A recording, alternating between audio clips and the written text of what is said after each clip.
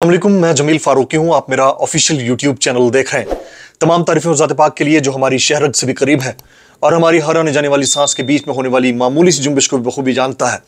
और तमाम दुरूद पाक नबी आखिरुज़्ज़मा हज़रत मोहम्मद मुस्तफ़ा अहमद मुज्तबा सल्लल्लाहु अलैहि वसल्लम की ज़ात पाक के ऊपर जो वजह तख्लीक़ कायनात है, जिनकी वजह से हम हैं, जिनकी वजह से ये कुल कायनात है। शेर अफजल खान मरवत जो हाल ही में सऊदिया और इमरान खान साहब से मुताल्लिक दिए गए बयान की वजह से हदफ तनकीद बन रहे थे, आज उन्होंने एक और बड़ा ऐलान कर दिया है। उन्होंने सहाफ़ी, एंकर, यूट्यूबर मंसूर अली खान के खिलाफ मुकदमा दर्ज करने का ऐलान किया है। मुकदमा क्या है, मामला क्या है, रीजन क्या बनी है, इसके बैकग्राउंड में क्या चीज चल रही है, मंसूर अली खान ने ऐसा क्या कर दिया है जिसकी वजह से शेर अफजल खान मरवत को यह कहना पड़ गया है, इसकी तमाम डिटेल्स मैं आपके साथ शेयर करूंगा। इसके अलावा पाकिस्तान तहरीक इंसाफ ने ब्लॉक कोड लेवल तहरीक यानी नेक्स्ट लेवल तक बढ़ाने का ऐलान किया है। उसमें शुएब शाहीन साहब को एज ए निगरां, एज ए केयर टेकर बड़ी जिम्मेदारी दे दी गई है। वो तंजीमी ढांचा देखेंगे और उसको ब्लैक कोड लेवल तक लेकर जाएंगे। इसकी डिटेल क्या है, ये डिटेल्स मैं आपके सामने शेयर करूंगा। इसके अलावा इत्तलात है कि परवेज खटक साहब एक और पार्टी ज्वाइन करने जा रहे हैं। वो पार्टी क्या हो सकती है, उसकी ज्वाइनिंग की रीजंस क्या बनी है, ये डिटेल्स आपके सामने शेयर करूंगा। इसके अलावा जेल हुकाम ने बुशरा बीबी का प्राइवेट किसी डॉक्टर से एंडोस्कोपी कराने से इनकार कर दिया है। ऐसा क्यों हुआ है, वजह क्या बनी है, इसकी डिटेल्स भी शेयर करूंगा। इसके अलावा अब नून लीग के अपने लोगों ने खुद नून लीग के ऊपर तनकीद करना शुरू कर दी है कि एक्स या ट्विटर के ऊपर पाबंदी की वजह से नून लीग का इमेज तबाह होकर रह गया। वो कौन सी शख्सियत है जिसने ये ट्वीट किया है या बयान दिया है, ये डिटेल्स शेयर करूंगा। इसलिए गुजारिश है कि आपने वीडियो को पहले मिनट से आखिरी मिनट तक देखना है। एक और गुजारिश, अगर आपने चैनल अभी तक सब्सक्राइब नहीं किया, सब्सक्राइब कीजिए। बेल आइकन यानी घंटा या घंटी अपने अंगूठे उंगली या साथ रखे डंडे से दबा दीजिएगा ताकि तमाम तर नोटिफिकेशंस आप तक पहुंचते रहें। आज की टॉप स्टोरी सबसे पहले हम शामिल कर लेते हैं। इससे पहले कि हम शेर अफजल खान मरवत और मंसूर अली खान के दरमियान जो गड़बड़ हुई है, मामला हुआ है, उसके ऊपर बात करें। पाकिस्तान तहरीक इंसाफ ने आज एक नोटिफिकेशन जारी किया है। उस नोटिफिकेशन के मुताबिक इमरान खान की हिदायत पर तहरीक इंसाफ को ब्लॉक कोड लेवल तक मुनज़्ज़म और मुतहर्रिक करने के अमल का आगाज, यानी जो पार्टी का स्ट्रक्चर है उसको ब्लॉक कोड लेवल तक मुनज़्ज़म करने का आगाज कर दिया गया है। शुएब शाहीन को ब्लॉक कोड लेवल तक तंजीमी ढांचों की तश्कील और फालियत के निगरान मुकर्रर किया गया है और तंजीम साजी का अमल शुरू कर दिया गया है। अब ब्लॉक कोड लेवल क्या होता है, यानी एक ऐसा लेवल जिसके एक तो तंजीम की डायरेक्शन एक होगी, उसमें लोग अलग अलग बयानात नहीं देंगे। दूसरा, उसका जो कोर स्ट्रक्चर होगा उसको एक आदमी देख रहा होगा। तीसरा, उसका जो स्ट्रक्चर होगा वो ब्रेकेबल नहीं होगा किसी एक शख्स की इजाजत के बगैर, यानी कोई 50-100 लोग होंगे जो ग्रास रूट लेवल से ऊपर तक की तंजीम को टॉप लेवल तक देख रहे होंगे और उसमें किसी भी डिस्क्रिपेंसी को बड़े क्लोजली मॉनिटर कर रहे होंगे। तो आज पाकिस्तान तहरीक इंसाफ ने इसका नोटिफिकेशन जारी कर दिया है। अच्छा, पाकिस्तान तहरीक इंसाफ ने आज ये भी डिसाइड करना है कि उनका कौमी असम्बली के अंदर पब्लिक अकाउंट्स कमेटी का चेयरमैन कौन होगा, शेख वकास अकरम होंगे या शेर अफजल मरवत होंगे। आज इमरान खान साहब ने यह फैसला करना है। 6 लोगों की मुलाकात आज होनी है। वो कौन सी शख्सियात होंगी जिनकी मुलाकात होगी? गुज़िश्ता रोज जो इमरान खान साहब ने बयान दिया है, उस बयान के बाद क्या वही लोग मिलेंगे जिनके नाम गए हैं या नाम तब्दील हो जाएंगे? ये डिटेल्स जो है ना, ये कुछ ही देर में, जिस वक्त आप ये व्लॉग देख रहे होंगे, आप तक पहुंच चुकी होंगी। अभी जिस वक्त आप ये व्लॉग देख रहे हैं, मेरा ख्याल है कि पार्लियामेंट का जो मुश्तरका इजलास है ये तो या तो मुलतवी हो चुका होगा या खत्म हो चुका होगा। आज जब सदर आसिफ अली जरदारी साहब पार्लियामेंट के मुश्तरका इजलास से खिताब करने के लिए आए तो बड़ा वावेला हुआ, शोर शराबा हुआ। कुछ डिटेल है स्टोरी की, वो मैं शेयर करना चाह रहा हूँ। पार्लियामेंट का मुश्तरका इजलास शुरू हुआ। इजलास से सदर आसिफ अली जरदारी खिताब कर रहे थे जबकि अपोजिशन की जानिब से शदीद एहतजाज किया गया। और इस वक्त तक की जो फ़ाल अपोजिशन है वो आपको और हमें पता है कि वो फ़ाल अपोजिशन सिर्फ और सिर्फ एक है और उसका नाम है पाकिस्तान तहरीक इंसाफ, जो कि सुन्नी इत्तेहाद काउंसिल में अब तकरीबन जम हो चुकी है अपैरेंटली इलेक्शन कमीशन के कोड के मुताबिक। अरकान सेनेट और कौमी असम्बली वज़ीर आज़म शहबाज शरीफ, आसफा भुट्टो जरदारी, बिलावल भुट्टो जरदारी भी ऐवान में मौजूद रहे। इसके अलावा मुख्तलिफ ममालिक के सफ़ीर भी गैलरीज में मौजूद थे, जबकि PTI अरकान बानी PTI इमरान खान के पोस्टर उठाए ऐवान में बैठे रहे। इजलास से सदर आसिफ अली जरदारी के खिताब के दौरान अपोजिशन की जानिब से एहतजाज और शोर शराबा किया गया। कौन बचाएगा पाकिस्तान? इमरान खान, ना वो बागी ना गद्दार, कैदी नंबर 804, सबका जिगरी सबका यार कैदी नंबर 804, ये नारे भी लगाए जाते रहे। पार्लियामेंट के मुश्तरका इजलास से खिताब करते हुए सदर आसिफ अली जरदारी ने कहा कि पहले पार्लियामानी साल के आगाज पर तमाम मोअज़्ज़ज़ मेहमानों को मुबारकबाद पेश करता हूं। आसिफ अली जरदारी साहब के जुमले थे। सदर जरदारी ने कहा कि बतौर सदर मैंने अपने इख्तियारात पार्लियामेंट को देने का फैसला किया। ये जब पहले टेन्योर में आए थे 58 2B वाली बात है। मुल्क को हालिया सियासी बहरान से निकालने की जरूरत है। हमारे पास वक्त कम, मुकाबला सख्त है। हमारा एजेंडा और ख्यालात ही मुल्क को मजबूत बनाएंगे। आसिफ अली जरदारी साहब कह रहे हैं ऐसा सियासी माहौल बनाना होगा जिसमें सबकी जरूरत को पूरा किया जा सके। आसिफ अली जरदारी साहब। सदर ने कहा कि हमें अवाम की तरजीहात को पूरा करना होगा, मुल्क को आगे ले जाने के लिए तकसीम से निकलना होगा, पार्लियामानी निज़ाम पर एतमाद के लिए दोनों ऐवानों को मिलकर काम करना होगा। इस सारे इजलास के कोर क्रक्स की डिटेल में अगर जाया जाए तो वो ये है कि वो कह रहे हैं कि बस टाइम कम, मुकाबला सख्त है। लेकिन इन तमाम बातों के बावजूद, जबकि उनकी अपनी साहबजादी मौजूद थी, बेटा मौजूद था, उधर से मियां शहबाज शरीफ साहब और उनका खानदान मौजूद था, इन सारी बातों के बावजूद PTI ने, सुन्नी इत्तेहाद काउंसिल ने, MWM ने, इन्होंने खुलकर नारेबाजी की है और जई थई फेर कर रख दी है खिताबात करने वालों की। मुश्तरका इजलास में तमाम मिलिट्री क़यादत भी मौजूद होती है और सिविल अस्करी तमाम क़यादत मौजूद होती है। तो ये वाला सीन वहाँ पर हो गया जी।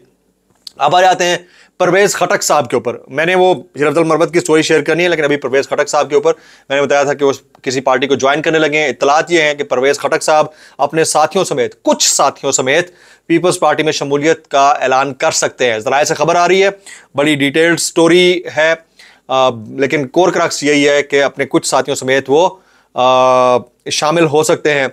किसके अंदर? पाकिस्तान पीपल्स पार्टी के अंदर। अब हम बात कर लेते हैं बुशरा बीबी की। बुशरा बीबी की बात करते हैं। जेल हुकाम ने बुशरा बीबी की एंडोस्कोपी प्राइवेट लैब से करवाने से इनकार कर दिया है। ये एक हमारे दोस्त हैं, जानने वाले जुबैर अली खान, उन्होंने ट्वीट किया हुआ है। ज़राए के मुताबिक जेल हुकाम ने बुशरा बीबी के टेस्ट शौकत खानम से करवाने से इनकार किया, तो उनसे दरख्वास्त की गई कि शफा अस्पताल से टेस्ट करवाने की इजाजत। अगर शौकत खानम नहीं जा सकते तो अशिफा चले जाते हैं। जेल हुकाम सरकारी अस्पताल से टेस्ट कराने पर इसरार करते रहे, जिस पर बुशरा बीबी की टीम ने कहा कि हमें सरकारी अस्पतालों की रिपोर्ट्स पर एतबार ही नहीं है, आप किसी भी प्राइवेट लैब से करवा दें, जिस पर जेल हुकाम ने टेस्ट करवाने से ही इनकार कर दिया। अब मैं सरकारी अस्पतालों का हाल बताता हूं। मैं जब अबडक्ट हुआ, उसके बाद अरेस्टिकेशन मेरी शो की गई, मैं फिर इस्लामाबाद आया। यहाँ पर अदालत ने कहा कि इनका मेडिकल करवाया जाए। मेरे ऊपर, आपको पता है कि मैं ओपनली बता चुका हूँ कि शदीद टॉर्चर हुआ। वो टॉर्चर के निशानात थे बॉडी के ऊपर, हाथों के ऊपर, जिस्म के ऊपर और बहुत सारे सेंसिटिव पार्ट्स के ऊपर। मैं चाह रहा था कि मेडिकल हो जाए, तो हमारे टीम ने कहा कि मेडिकल करवाते हैं। वो पिम्स ले गए। डॉक्टर, एक खातून डॉक्टर, यंग डॉक्टर थी, पढ़ी लिखी डॉक्टर थी, तो मैं उसको, मुझे पहचान भी गई। तो मैंने अपना हाथ का इशारा किया और मैंने कहा कि मुझे मेरा मेडिकल रिपोर्ट दें। मुझे देखे बगैर उन्होंने मेरे हाथ चेक किए बगैर मेरा BP 120/80 नॉर्मल और ऑल वाइटल्स नॉर्मल करके स्टैंप लगा कर दे दी कि इसका मेडिकल नॉर्मल है। देखे यहां पर निशानात है, उसकी पिक्चर्स मौजूद हैं, सारे बॉडी के ऊपर निशानात थे। लेकिन यह तरीकाकार है सरकारी अस्पतालों का, क्योंकि जब आपके साथ इतनी बड़ी पुलिस की नफरी मौजूद होगी, वो देखते ही नहीं है, वो आपको पहले ही क्रिमिनल डिसाइड करके बैठे होते हैं। तो ये बड़ा प्रॉब्लम है, लेकिन क्या करें, इसी सोसाइटी के अंदर रहना है, इसी मुल्क के अंदर हम मौजूद हैं। ये अल्लाह करे कि किसी पॉइंट पे आकर ठीक हो जाए। लतीफ़ खान, कुछ वायरल बयानात शामिल करता हूं जी। पहले वायरल बयानात, फिर शेर अफजल मरवत की बात करते हैं। सरदार लतीफ़ खान खोसा ने एक बड़ा इंपॉर्टेंट बयान दिया है। कोट एंड कोट लतीफ़ खान खोसा कह रहे हैं कि ताकतवर शख्सियत सियासत करती है तो इमरान खान उनके खिलाफ बात ना करें तो किसके खिलाफ करें। यह लतीफ़ खान खोसा साहब ने कहा है जी। एज इट इज स्टेटमेंट उनका आपके सामने रख दिया मैंने। अब जरा हम बात कर लेते हैं मरियम नवाज शरीफ साहिबा की। मरियम नवाज शरीफ साहिबा कहती हैं करतारपुर राहदारी कायद नवाज शरीफ का विजन था। अल्लाह अकबर, कोई छत वत तो नहीं गिर गई भाई, हालेलुया, कोई छत वत तो नहीं गिर गई। नवाज शरीफ कहते हैं बॉर्डर और दिलों के दरवाजे खोलें। नवाज शरीफ तो कहीं और के दरवाजे भी खोलने के हामी होंगे, लेकिन मैं सिर्फ इतना कहना चाहूंगा कि इतना बड़ा विजन सरकार, ये होता है विजन। 10 रुपए वाली रोटी सस्ती करके 16 रुपए में बेचना, इसको कहते हैं विजन। ये होती है रिसर्च, ठीक है। दिहाड़ियां लगाने के लिए पाकिस्तान आना और जिंदगी गुजारने के लिए लंदन जाना, यह होता है विजन। बात करते हैं, क्या बात करते हैं, कैसे कर लेते हो यार, कैसे कर लेते हो। आगे हाशिम डोगर साहब की बात करते हैं। कर्नल हाशिम डोगर साहब वो कहते हैं IPP जैसा नाकाम प्रोजेक्ट माजी में कभी लॉन्च नहीं किया। अपने मुंह से मान रहे हैं ये लोग। आईपीपी जैसा नाकाम प्रोजेक्ट माजी में कभी लॉन्च नहीं किया गया, बेशुमार सियासी खानदानों को बर्बाद कर दिया गया। ठीक है, जो बच गए हैं ना वो सिर्फ एक शख्सियत के नाम पर बचे हैं, इमरान खान। आगे चलते हैं जी। ख्वाजा साद रफीक साहब, कैसे कर लेते हो डॉक्टर साहब? ख्वाजा साद रफीक साहब, ट्विटर पर पाबंदी खत्म की जाए। साद रफीक खुद नून लीग का बंदा, हारा हुआ बंदा, कह रहा है ट्विटर पर पाबंदी खत्म की जाए। निगरान दौर में लगाई गई पाबंदी को का किसी को कोई फायदा नहीं हुआ, जग हंसाई से बचा जाए। सियासत का मुकाबला सिर्फ सियासत से होगा। सियासत का मुकाबला इसका मतलब है कि सियासत से नहीं हो रहा। निगरान हुकूमत में जो हुआ इसका मतलब है कि वो गैर पार्लिमानी था, ये वो कहना चाह रहे हैं साद रफीक साहब। तो नून लीग वाले जिनके दौरे हुकूमत के अंदर एक्स के ऊपर पाबंदी है उसको जस्टिफाई कर रहे हैं, तो इसका मतलब है गलत कर रहे हैं। तो फिर कैसे कर लेते हो यार, कैसे कर लेते हो भाई? आगे चलते हैं। इरशाद भट्टी साहब, इतना क्रेडिट तो दें इमरान खान को कि जिस शख्स ने गुज़िश्ता रोज सऊदी वज़ीर खारजा के साथ बैठकर मुल्क के माशी और सिफारती फैसले करने थे, तो मरियम और शहबाज शरीफ, मरियम बीबी और शहबाज शरीफ, वो शख्स गुज़िश्ता रोज तंदूर रोटियों के रेट पूछता फिर रहा था। हाय हाय हाय हाय, ये हालात हो गए हैं जी मुल्क के, ये हालात हो गए हैं। कौन लोग हो तुसी हो, कैसी बातें करते हो? अब आ जाते हैं हमारा जो मोस्ट इंपॉर्टेंट पॉइंट था पूरे व्लॉग का, वो ये कि शेर अफजल खान मरवत साहब ने Mansoor Ali Khan, anchor, YouTuber, vlogger, उसके खिलाफ मुकदमा दर्ज करने का ऐलान कर दिया है। मामला शुरू कहां से हुआ, मैं आपको इनसाइड स्टोरी थोड़ी सी बता देता हूं। मंसूर अली खान साहब, आपको पता है कि वो व्लॉग करते हैं, तो व्लॉग्स में वो शेर अफजल खान मरवत के ऊपर बहुत बेहुदा किस्म के इल्ज़ामात लगाते रहे बगैर किसी तस्दीक के। और उनकी आदत है, वो कभी मेरे कप्तान करते हैं, कभी कोई और चुटकुला ले आते हैं। बहरहाल सोशल मीडिया के ऊपर माशाल्लाह से बड़ी प्रेजेंस है उनकी। तो शेर अफजल मरवत पहले उनको ये बात कहते रहे कि मेरे खिलाफ ये प्रोपेगेशन मत करो, मैं तुम्हें सू कर दूंगा, या मैं तुम्हारे पास सबूत ना होने के बावजूद तुम ये बातें कर रहे हो, मैं तुम्हें नहीं छोड़ूंगा। ये पहले ट्वीट्स वो कर चुके हैं। लेकिन आज जो शेर अफजल खान मरवत ने ट्वीट किया वो ये है कि मिस्टर मंसूर अली खान, सुनिएगा, Mr. Mansoor Ali Khan, I have decided to sue you for defamation and damages for your various false vlogs. Mansoor Ali Khan, मैं आपको आपके झूठे व्लॉग्स बनाने पर हद तक इज्जत और तौहीन के मुकदमे में घसीटने लगा हूं, और मैंने ये फैसला कर लिया है। उन्होंने इसका ऐलान कर दिया। You will have to prove your allegations, आपको अपने इल्जामात को साबित करना होगा। My lawyer Riaz Hanif Rahi advocate Supreme Court will issue you notice shortly. और मेरा जो लॉयर है रियाज हनीफ कुरैशी, रियाज हनीफ राही, वो सुप्रीम कोर्ट के एडवोकेट है, वो आपको बहुत जल्द जो है नोटिस इशू करेंगे। तो शेर अफजल खान मरवत ने यहां पर दमादम मस्त कलंदर का ऐलान किया है।